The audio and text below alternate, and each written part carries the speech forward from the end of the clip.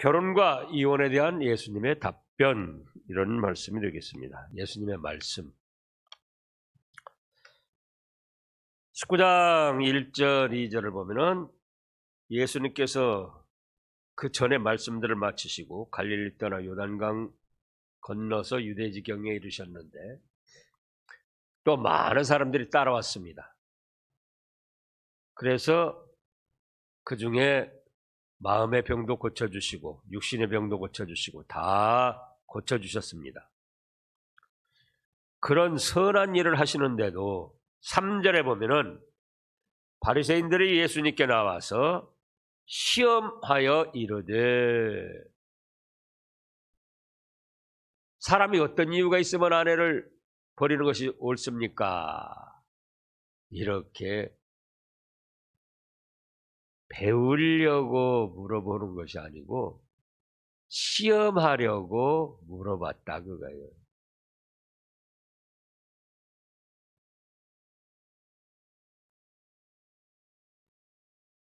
지금 1절, 2절 말씀에서 어떻게 했어요?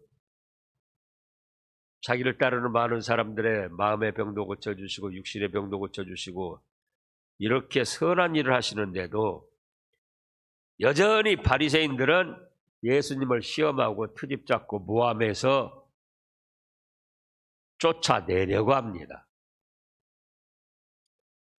그래서 이제 어떤 이유가 있으면 이혼을 해도 되겠습니까? 예수님께 질문을 했던 거예요.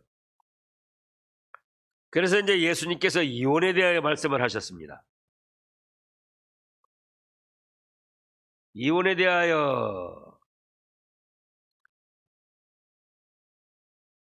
7절부터 보면은 여짜오되 그리하면 어찌하여 모세는 이혼 증서를 주어서 버리라 명하였나이까?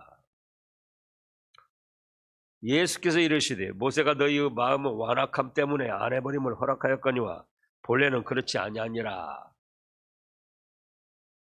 이때 당시 사람들은 가부장 제도였기 때문에 남자 가장이 주인이 돼가지고 자기 마음대로 행사를 했습니다. 그래서 아내가 마음에 안 들면은 그냥 버리는 거예요. 이혼. 그리고 또 다른 여자를 취하고 또 이 여자 저 여자 여러 여자를 거느리기도 하고. 그러니까 하나님께서 모세를 통하여 그렇게 이혼을 하고 싶거든 절차를 받고 이혼 증서를 써주고 이혼을 해라. 그렇게 모세를 통하여 말씀을 하셨던 거예요.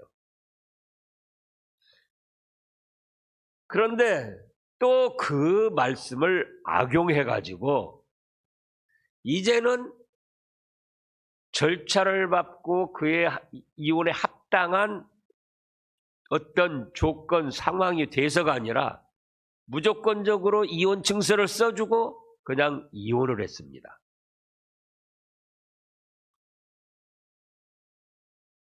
모세를 통하여 이혼 증서를 써주라고 하실 때는 절차를 밟고 그런 조건이 돼서 그에 합당한 이혼 증서를 쓰고 그리고 이혼을 하라 그랬는데 사람들이 어떻게 악용을 해요? 이제는 이혼 증서만 써주면은 마음대로 이혼을 하겠구나. 그리고 자기가 이혼 증서 마음대로 마음에 안 들면 마음대로 써내는 거예요. 그래서 지금 8절에서 예수께서 이르시되 모세가 너희의 마음은 완악함 때문에 아내 버림을 이혼 증서라도 써서 절차를 밟아서 하라고 허락하였지 사실 이혼을 법적으로 허용한 건 아니다. 이런 말씀이에요. 그러면 이혼은 절대로 하면 안 되는가? 아니고 4가지 사유가 있을 때에 이혼을 또 허락하셨습니다. 오늘 본문에서 첫째로 이혼에 대하여 음행한 연고가 있을 때는 이혼이 가하다 그겁니다. 여자가 남편 외에 다른 사람하고 놀아났을 때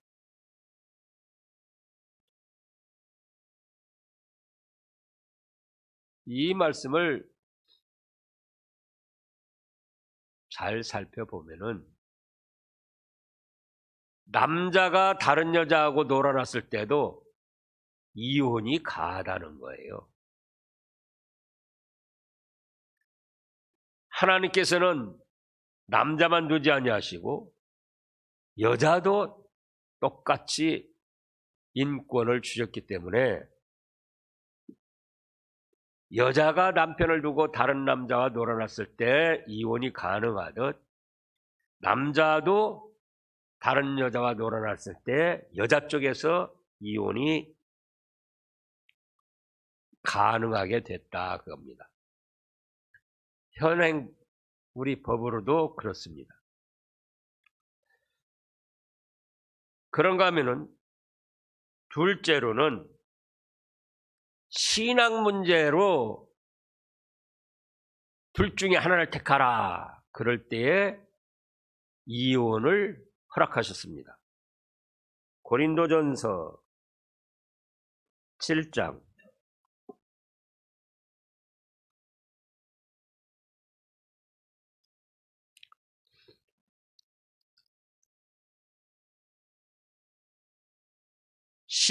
15절 말씀을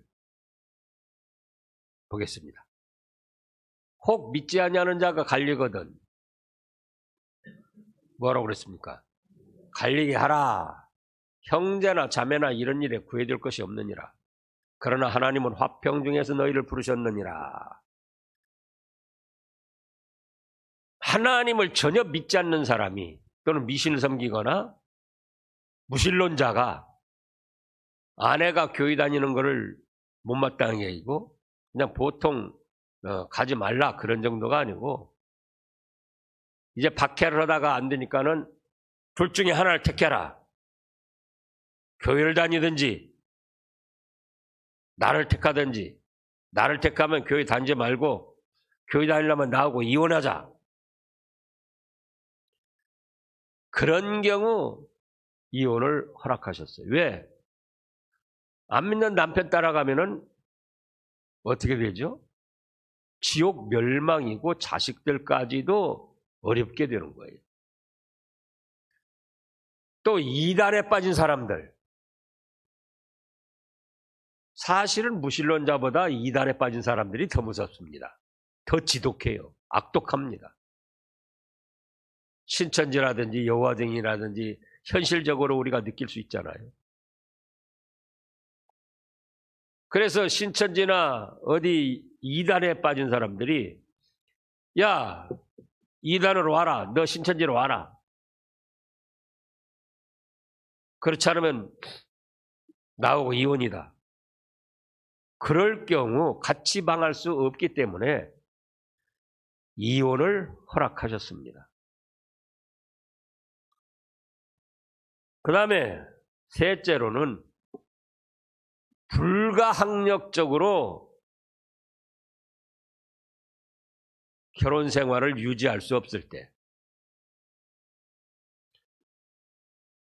구약 에레미야 29장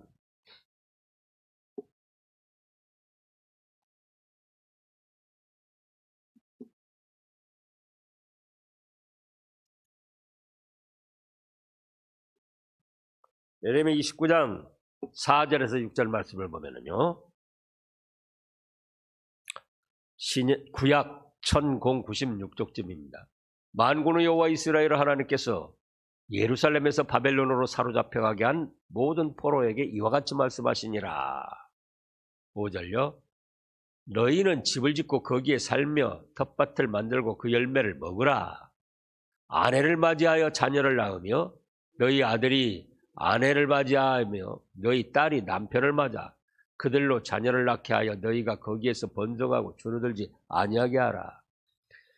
이스라엘의 범죄로 인하여 하나님께서 바벨론 침략하게 해서 나라가 망하고 민족들이 뿔뿔이 헤어지고 다 포로로 잡혀갔습니다. 지난주 다니엘 말씀처럼. 그래가지고 가족들끼리 생사를 확인할 수가 없어요.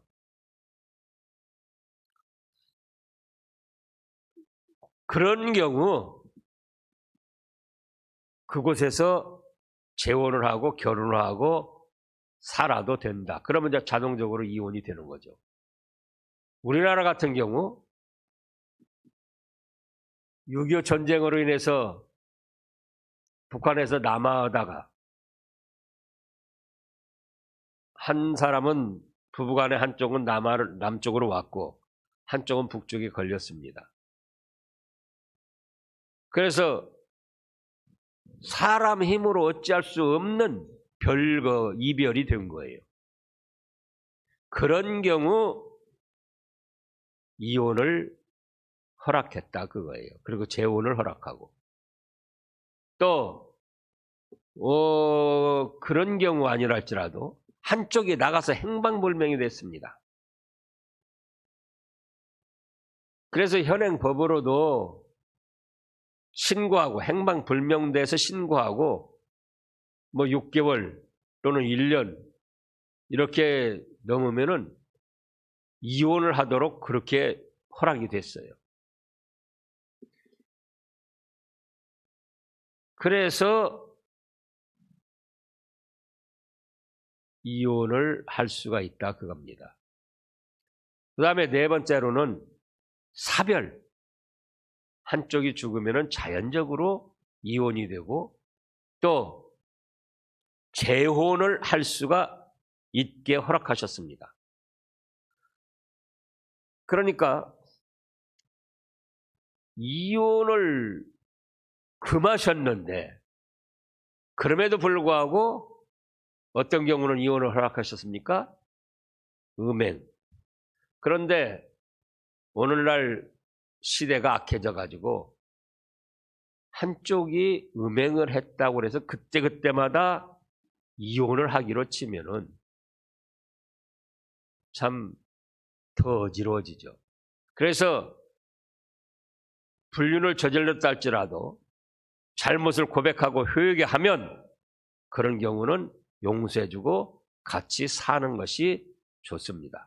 그러나 그런 일들이 두 번, 세 번 뭐 계속되고 회개치 않고 돌아올 기미가 없으면은 이혼을 하는 것이 성경에 허락하셨습니다. 하나. 그 다음에 또 뭐예요? 신앙 문제. 또 그 다음에는 불가항력적으로 결혼 생활을 유지할 수 없을 때. 그 다음에는 사별. 그러니까 이 바리새인들 유대주의자들이 이제 어떤 트집을 잡지 못하고 가만히 있었는데 이제 제자들이 궁금했어요. 제자들이 10절에 제자들이 이르되 만일 사람이 아내에게 이같이 할지인데 장가들지 않는 것이 좋겠나이다. 왜냐하면 이 제자들도 왜 이 말을 했느냐 하면은 그때 당신은 처음에 말씀했죠. 가정에서 호주 남자 가부장 제도라 남자 호주가 왕이었다 그거예요. 그래서 제자들도 예수님을 따라다닌 지가 불과 한 2년쯤 됐기 때문에 그 내려온 전통을 무시할 수가 없는 거예요. 한쪽에 밖에 있어가지고. 그래서 그동안은 마음대로 이혼하고 또 이혼 증서만 써주면 이혼을 했는데 이제 예수님이 까다롭게 말씀을 하신다 그거예요.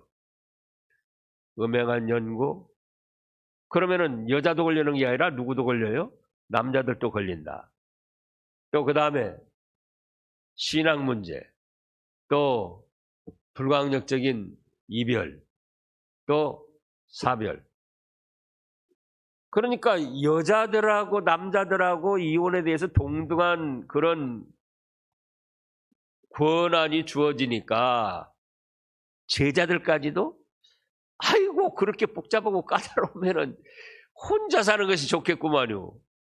지금 그 10절이 그런 말해요. 장가들지 않는 것이 좋겠으나이다. 그러니까 예수님께서 독신으로 사는 것에 대해 이제 말씀을 하셨어요. 독신으로 사는 것에 대하여 아무나 그렇게 살 수 있는 게 아니다. 첫째로 독신에 대하여는 모태로부터 타고난 자라야 된다. 지금 11절에 예수께서 사람마다 이 말을 받지 못하고 오직 타고난 자라야 할지니라. 어머니 태로부터 된 고자도 있고, 타고난 모태로부터 타고난 불구자도 있다 그거예요. 성적 불구자. 그 다음에 둘째로는 사람이 만든 고자도 있다. 12절에 그랬죠. 예를 들어서 내시 같은 사람들, 사람이 일부러 만들었잖아요. 또 신앙 때문에 정욕을 제거하려고 사람이 만든 경우도 있어요. 손영환 목사님이 얼마나 훌륭한 목사님입니까? 자기 두 아들을 죽인 원수를 사형시키려고 하는데 사형시키지 말라고 그래서 자기 양아들로 삼아가지고 훌륭하게 키워낸 그런 사랑의 원자탄이라 부를 만큼 좋으신 분입니다. 근데 그분도 그 전기를 보면은 나중에 스스로 거세를 했습니다. 그래서 사람이 만든 그런 경우도 있고, 그 다음에 세 번째는 스스로 된 고자도 있다. 자기 마음 속으로 또는 뭐 불구가 됐든지 어쨌든 그래가지고 난 혼자 살아야겠다. 또는 난 믿음으로 독신으로 살아야겠다. 그러나 받을 만한 자만 받아야지 아무나 그렇게 할 수 있는 게 아니다. 근데 오늘날 이 이기주의에 의해서 독신으로 사는 사람들이 많이 있는데, 시대가 그렇다 할지라도 그건 복받을 일은 못 됩니다. 우리가 4, 50년 전, 6, 70년 전 보면은 방 한 칸 없는 데서 새빵살이 살면서 냉수 한 그릇 떠놓고 결혼식을 하고 결혼을 해서 잘 산 사람들이 많아요. 우리나라 대부분 그렇게 했어요. 6, 70년에. 근데 지금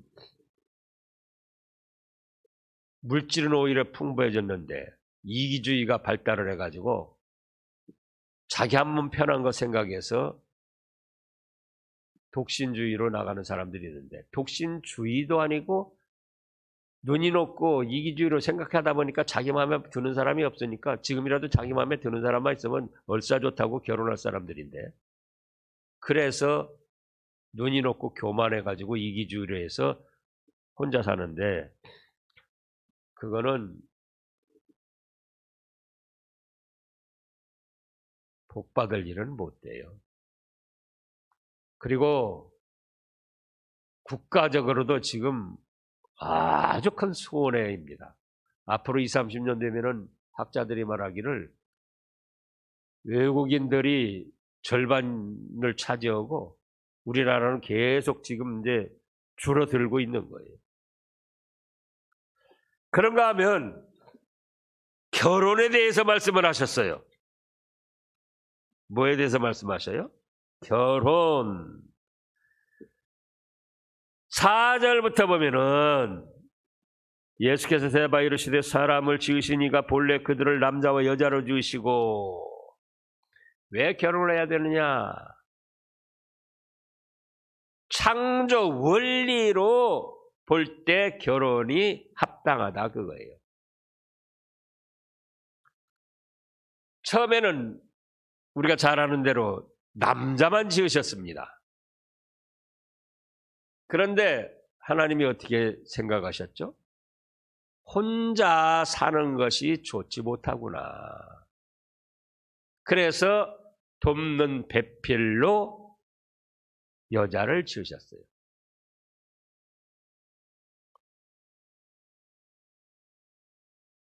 어찌 보면 믿기가 어려운 신화 같은 그런 사실입니다. 그러나 전설따라 삼천리도 아니고 신화도 아니고 하나님께서 그렇게 하셨어요. 뭘 뺐어요? 남자를 잠들게 한 후 갈빗대를 빼가지고.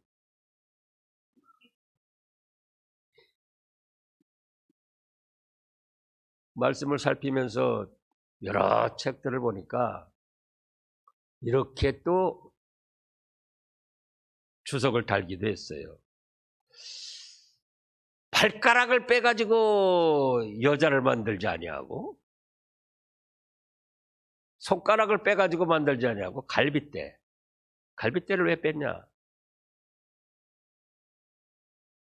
심장에서 제일 가까운데 한평생 같이 살으라고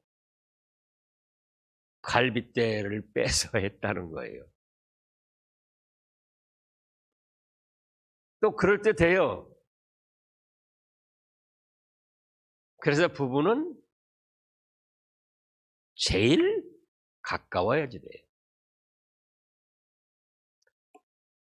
그 다음에 둘째로는 한 몸을 이루게 하셔서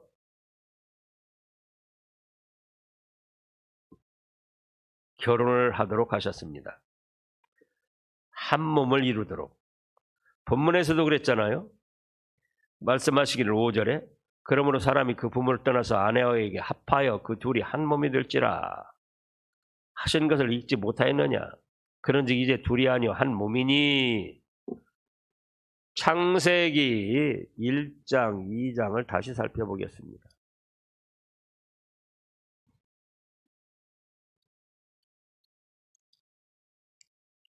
창세기 1장 28절 7절부터 27절 8절. 하나님이 자기 형상 곧 하나님의 형상대로 사람을 창조하시되 남자와 여자를 창조하셨습니다. 28절에 하나님이 그들에게 복을 주시며 하나님이 그들에게 이르시되 뭐라고 했습니까? 생육하고 번성하여 땅에 충만하라. 땅을 정복하라. 바다의 물고기와 하늘의 새와 땅에 움직이는 모든 생물을 다스리라 하시니라. 하나님이 남자와 여자를 올리세요. 창조하시고 뭘 주셨어요? 복을 주시면서 생육하고 번성하라고 하셨어요. 생육하고 번성하려니까 부부가 한 몸이 되어야 된다 그거예요. 부부 위에 한 몸이 되는 것은 간음죄요, 징벌받을 죄악이지만은 부부가 한 몸을 이루는 것은 하나님이 주신 축복입니다. 지금 저렇게 말씀하셨잖아요.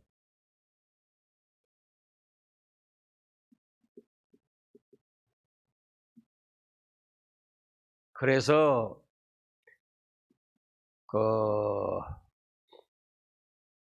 우리 웨스트민스터 신앙고백 24조 6항에 보면은 이 간음이 아니라 할지라도 교회나 어떤 세상 법으로 어찌할 수 없는 그런 부부의 사건이 생겼을 때는 결혼 취소 후 원인으로 충분하다. 근데 그것이 바로 뭘 뜻하는 거니? 부부의 동침 거절을 뜻하기도 합니다. 다시 고린도전서 7장을 보겠습니다.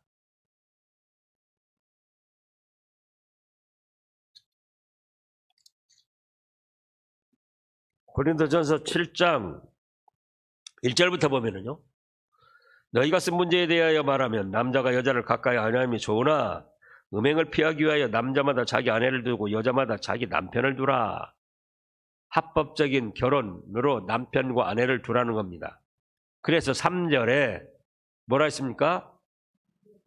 남편은 그 아내에 대한 의무를 다하고 아내도 그 남편에게 그렇게 할지니라. 아내는 자기 몸을 주장하지 못하고 오직 그 남편이 하며 남편도 그와 같이 자기 몸을 주장하지 못하고 오직 그의 아내가 하나니. 그 다음에요. 서로 분방하지 말라. 분방이라는 건 단순히 방을 나누지 말라는 뜻이 아닙니다. 다만 기도할 틈을 얻기 위하여 합의상 얼마 동안은 하되 다시 합하라. 몸이 합하라는 거예요. 그래서 이는 너희가 절제 못함을 말미암아 사탄이 너희를 시험하지 못하게 하려 함이라. 그래서 한 몸이 되는 것은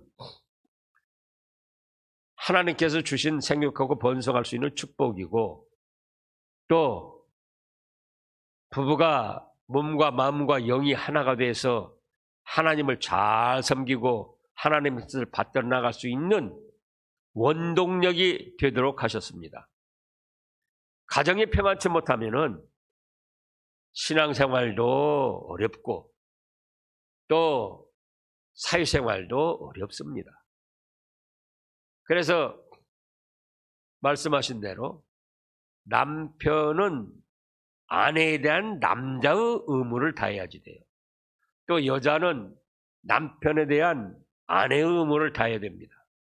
그걸 어떤 이유로 인해서 일방적으로 거절해서 이 부부관계가 오랫동안 안 이루어질 때는 현행법으로도 이혼 사유가 되는 거예요.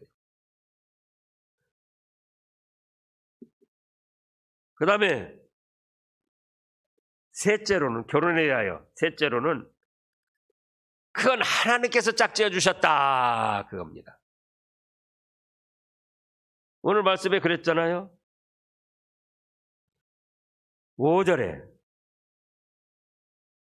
말씀하시기를 그러므로 사람이 그 부모를 떠나 아내에게 합하여 그 둘이 한 몸이 될지니라 하신 것을 읽지 못하였느냐. 그런즉 이제 둘이 아니 한 몸이니 그러므로 그 다음에요. 하나님이 짝지어 주신 것을 사람이 나누지 못한다. 이렇게 말씀하셨습니다. 그래서 결혼은 창조 원리로 볼 때 결혼을 해야 되고, 또 그 다음에 한 몸이 되는 복을 주셨기 때문에 한 몸이 돼서 생육하고 번성할 수 있는 그런 사랑을 나누어 가야 되고, 또 이것은 누가 짝지어 주셨다? 하나님이 짝지어 주신 겁니다.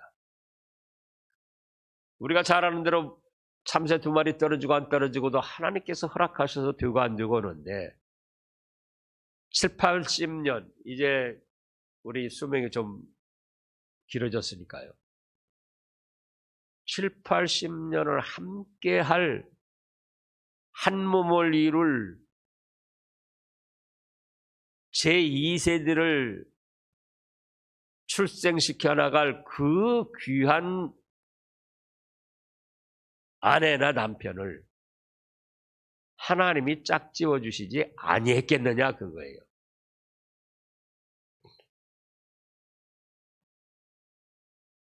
저도 이따금씩 집사람을 보며 생각합니다.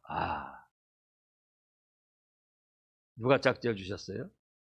하나님이 짝지어 주셔서 고맙습니다. 혼자 되신 분들도 있는데 어쨌든 과거에 남편, 아내 같이 사셨잖아요. 하나님이 짝지어 주신 거예요. 또 현재 부부가 함께 살고 있는 분들, 누가 짝지어 주셨어요? 하나님이 짝지어 주셨기 때문에 다시 에베소서 5장으로 가겠습니다. 어떻게 해야 되는가?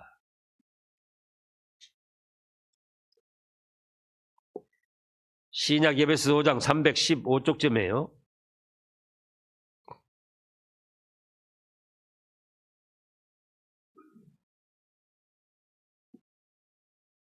(22절부터) 보면요, 아내들이여 자기 남편에게 복종하기를 주께 하듯하라. 이는 남편이 아내의 머리됨이 그리스도께서 교회의 머리됨과 같음이니 그가 바로 몸의 구주시니라. 그러므로 교회가 그리스도에게 하듯 아내들도 범사에 자기 남편에게 복종하라. 성경 말씀에 어긋난 것만 아니면은 남편을 존중하고 남편 말을 잘 들어주는 것이 행복의 비결입니다. 그런가 하면 남편들아, 25절에요. 아내 사랑하기를 그리스도께서 교회를 사랑하시고 그 교회를 위하여 자신을 주신같이 하라. 이는 곧 물로 씻어 말씀으로 깨끗하게 하사 거룩하게 하시고 자기 앞에 영광스러운 교회로 세우사 티나 주름 잡힌 것이나 이런 것들이 없이 거룩하고 흠이 없게 하려 하심이라. 예수님께서 교회의 성도들을 사랑하시는데 목숨을 바쳐서 사랑하시고 또 거룩하게 해서 흠과 티가 없이 만드시려고 희생적인 사랑을 하셨다는 거예요.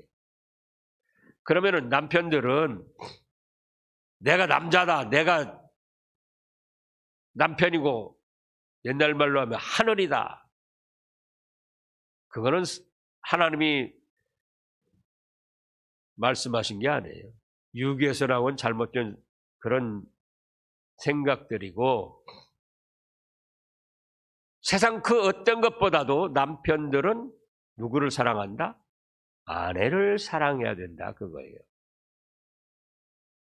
돈보다, 출세보다, 사업보다, 자기 취미보다, 또 어떤 것보다.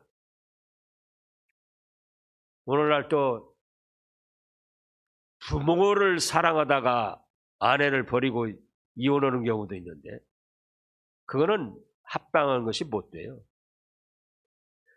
부모를 공경하라고 했지만은 부모를 위해서 목숨을 바치는 희생적인 공경 사랑을 하라, 그렇게는 말씀하지 않으셨어요. 목숨을 바쳐서 주님께서 교회를 위하여 성도들을 위하여 목숨을 바친 사랑을 하신 것처럼 남편들이 아내에게 그런 사랑을 하라는 겁니다. 더 연약한 것으로 알고 존귀 여기고. 그래서 다시 에베소서 6장을 보면은 28절에 이와 같이 남편들도 자기 아내 사랑하기를 자기 자신과 같이 할지니 자기 아내를 사랑하는 자는 자기를 사랑하는 것이라.